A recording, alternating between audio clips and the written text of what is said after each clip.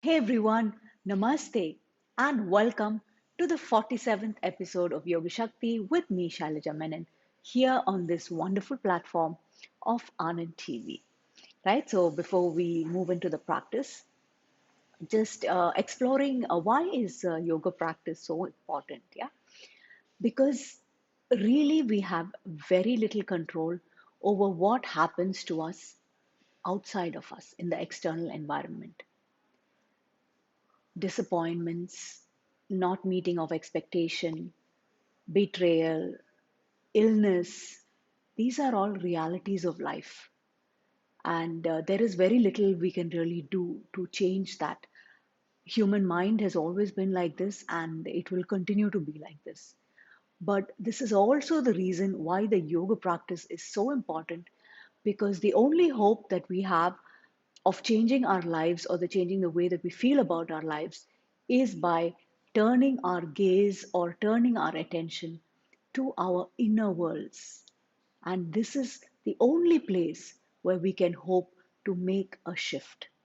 But the magical thing about it is that as we shift our inner world, our outer worlds begin to shift too. The way that we view life shifts too. And where earlier life was really a drudgery and a struggle and something that we just had to go through a routine and boredom, now life becomes filled with shraddha, which is faith, and with kritagna, gratitude and appreciation. And we also learn to find joy, sukham, tushta, in the moment. And the whole tapestry of our life shifts from the mundane to the magical. So I don't think you need any more reason to continue with the practice of yoga. So let's get into it. Namaste. So today we're going to continue with what we left off from last episode, where we started using the bolster to help us. We'll go into some more positions where we can open the body through the bolster.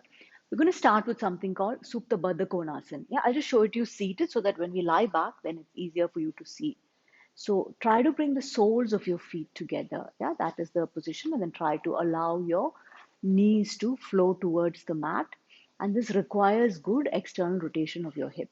Yeah, so just be aware of all of these areas, and then just turn around and just lie back, allowing your spine to rest over the bolster. Yeah, so this gives a beautiful lift to your chest, opens your chest, allows your shoulders to roll back. Sense that beautiful state of openness. And then now just bring the soles of your feet together and slowly allow your knees to flow down towards the mat. Yeah, and sense that beautiful deep release along your inner thighs, the groins, sensing that openness in that space, the openness in the chest. Sense the touch of the soles of the feet against each other. And just stay here for a few breaths as you inhale and exhale. So this is really quite a deep release along your inner thighs. And in case you experience a lot of pain here, you can always use blocks to support you. Yeah, you can always place a block below your thigh, so then that kind of supports the thigh and does not allow it to come too deep where you cannot hold the position. Remember always Thiram Sukham Asana. Yeah, if you're just gritting your teeth and you're just waiting to come out of the position, then there is neither any Sthiram or any Sukham. Okay, and then from here, just slowly rising up. So you can just press on your elbows, inhale, and then slowly come up. Okay, now we're going into another position called Suktavirasana, which will bring about a beautiful stretch along the front of your thighs. Yeah, so a lot of the positions that we do are for the back of the thighs to release your hamstrings. But this is one of the few positions that work on the front of your thigh. Yeah, so from here, just extend both your legs forward. And I'll just show you the position first before we lie down. Yeah, so just bend the knee and try to get the heel just outside of your sit bones. Yeah, so you're not sitting on your heel is out. And as you can sense, you feel a beautiful release along the front of your thighs, but really be sensitive to your knees. Yeah, so if you can sit here comfortably, Then you attempt to lie back. But if you feel extreme discomfort here, then all you should do is just use a block and sit on the block. Yes, when you sit on the block, it actually gives some relief to your knee as well as the stretch along the front of your feet. So these are the two areas that tend to get affected in this position, right? So now assuming that you're feeling okay and you're quite comfortable here, then again, you're just going to keep the bolster and allow your spine to just release back. Yeah, so again, this is such a beautiful position. Just sensing that external rotation of your shoulders. It happens naturally as you lie back. The openness at the chest, the deep stretch along the front of your right thigh, the right quads. Sense the deep flexion of your knees, and then sense the front of your feet, the stretch along the front of your feet. Just sensing all of this as you inhale and exhale. Just staying here. Focus on your breath. Okay, just try to take 15 breaths if you can. And really allow your mind to be absorbed in each breath.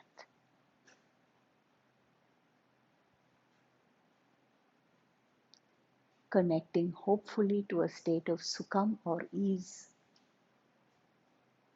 Hopefully you're not struggling to stay in the position, you have no pain in your knees.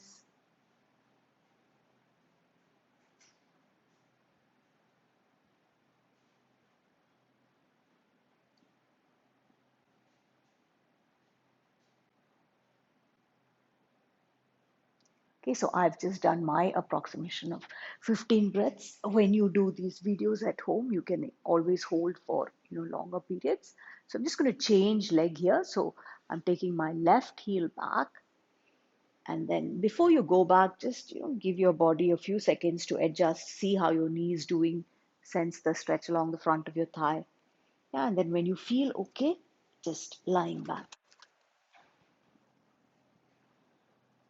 Yeah, again, sense, feel. Yeah, so all of these shapes that we create with the body is to connect to states. Yeah, so if we just keep our mind stuck on the shape of the body, we completely bypass the essence of the practice, which is our ability to connect to different states of mind. So just sensing that beautiful, open, expanded state of the chest, that deep release along the front of your thigh, the left thigh this time. And then come back. If you're not feeling any discomfort in your knee and your foot, you can just bring your attention back to your breath. Inhale and exhale.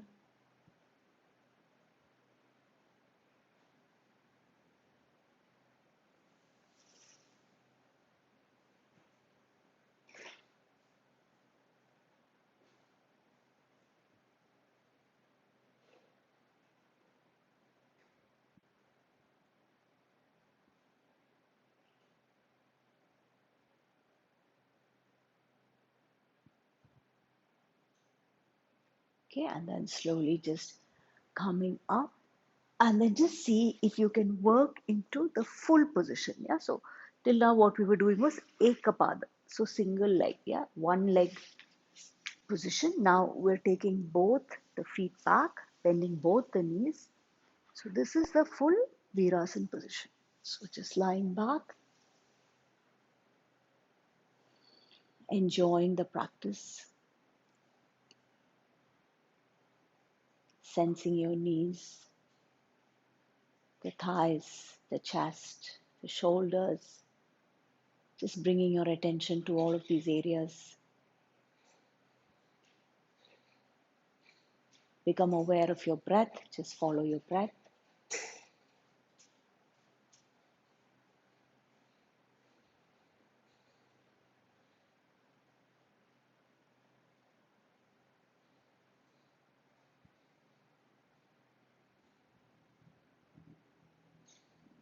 Okay, so you can always choose to stay here for longer periods when you do your own practice.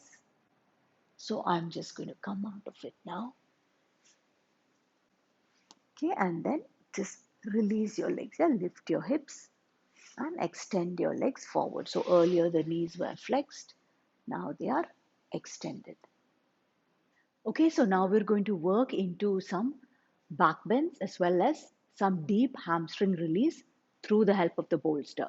So just lie back first on the mat, keep your knees bent, and like we do bridge, yeah, so you all are all familiar with bridge, right? So bending the knees, lifting the hips up, Setu Bandha Sarvangasana.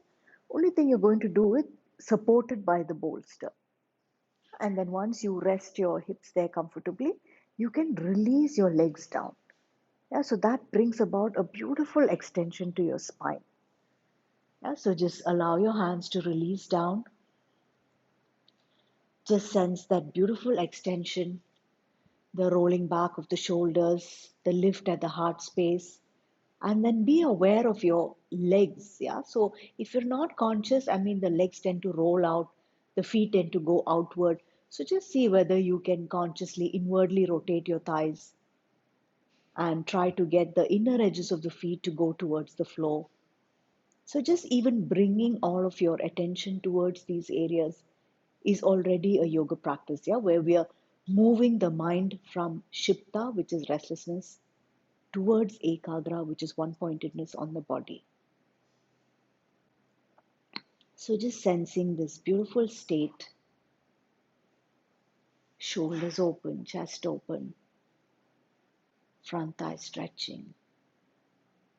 So from here, we're going to work into a deep hamstring release. So bend the left knee, sole of your left foot on the mat. Use your strap and then bend the right knee as well to put the strap over the foot and slowly straighten your leg. Yeah, so this actually allows for a beautiful deep release along the back of your leg. So the glutes, the hamstrings, the back of the knees, the calves, all of that get a great release. Yeah, and because you have a little bit of the lift at the hips, you can actually go into a very deep position. Yeah, so if I just put in some effort, I can really find a very deep release here. And then if I want to make it even deeper, I can try to release that left heel forward as far as it will go. Yeah, without having to release the right leg. So it's a constant exploration. So maybe sometimes you can release the right leg a bit, then allow the left heel to go forward. Sometimes you draw back through that right foot, and then maybe your left heel will come back. But you're trying to find that center where you can get the greatest release for the hamstrings.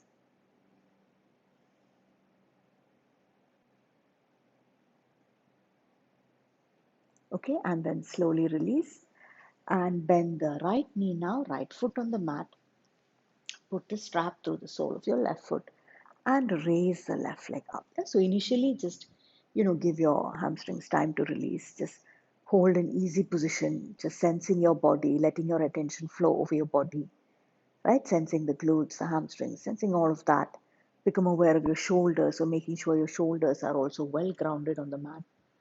And then when you feel like you can do a little bit more, pressing that right foot into the mat, and that actually gives us the energy to draw that left thigh closer towards the abdomen, elbows bending,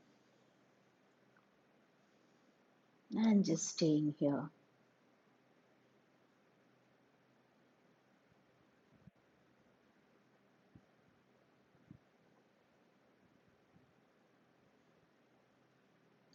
And then if you want a deeper release, just allow the right leg to go forward. So just trying to find that point where you can secure a maximum release for the back of your left leg.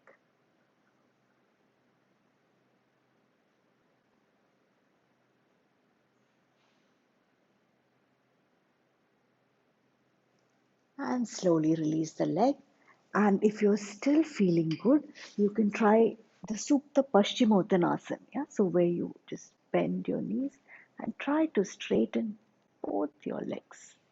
Yeah, so if you need a strap, you can always use the strap. Put the strap over the soles of the feet and then draw the legs towards you.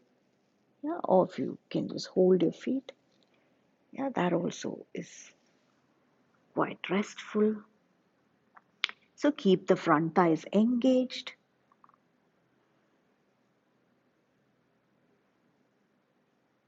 Feel the beautiful release along the back of your leg, elbows drawing back.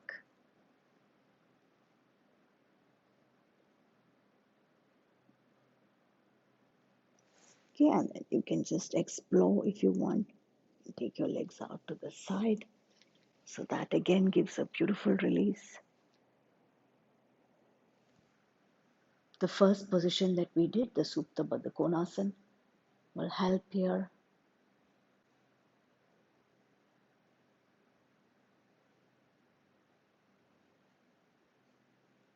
And bring the legs back up.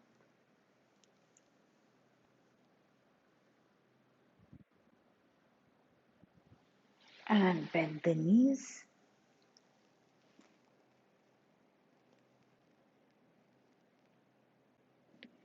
And slowly release the legs down to the floor. So you can go back to that first position of that gentle back bend. Okay, and then we're going into the Cobra Bhujangasana. So just supporting the bolster at the hips, releasing your hips forward, resting it on the bolster, and really sense the shoulders open, the chest open, the beautiful spinal extension. Just holding your attention there.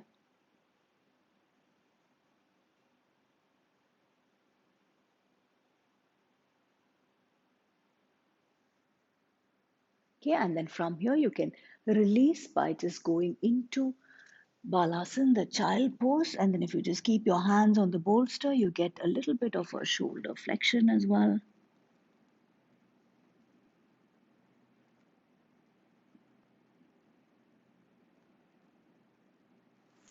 Okay, and then this round, if you want to go a little bit deeper, you can use blocks here.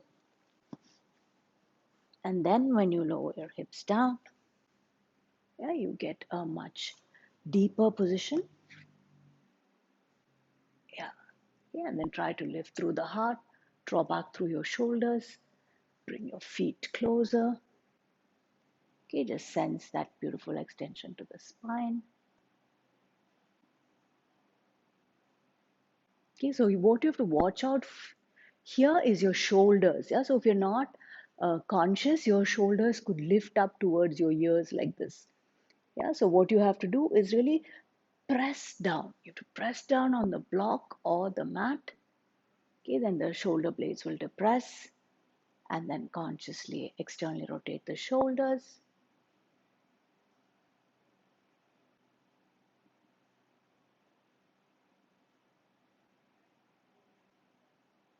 Okay, and then from here to go back, just doing a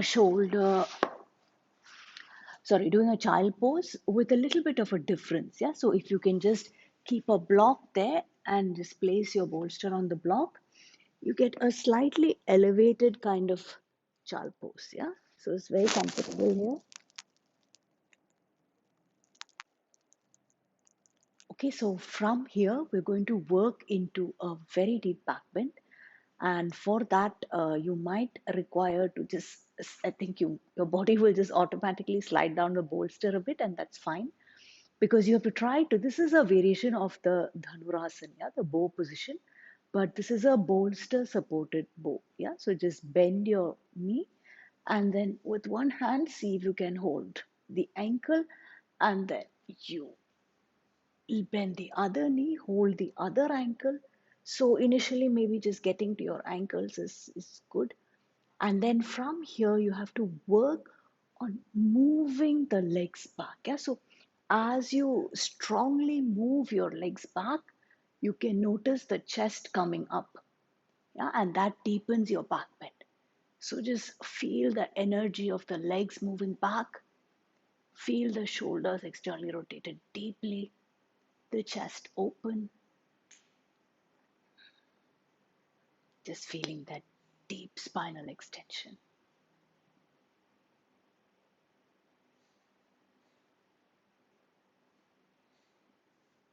And slowly release.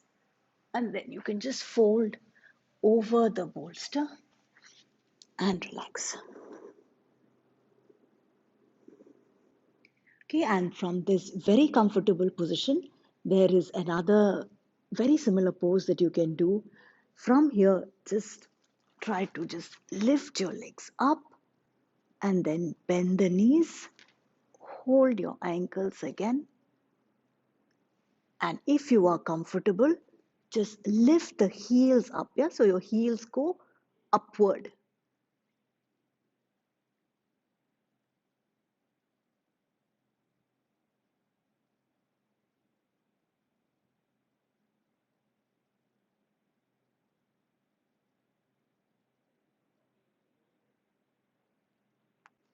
And slowly lower down, release the leg, relax. So we've come to the end of this episode, and do use these, bolster-based practices whenever you want a softer, gentler practice. You're tired, but you still want to do some practice, and I promise you, it will be amazing. Yeah. So enjoy the practice. Stay safe wherever you are, and until we meet the next time. Namaste.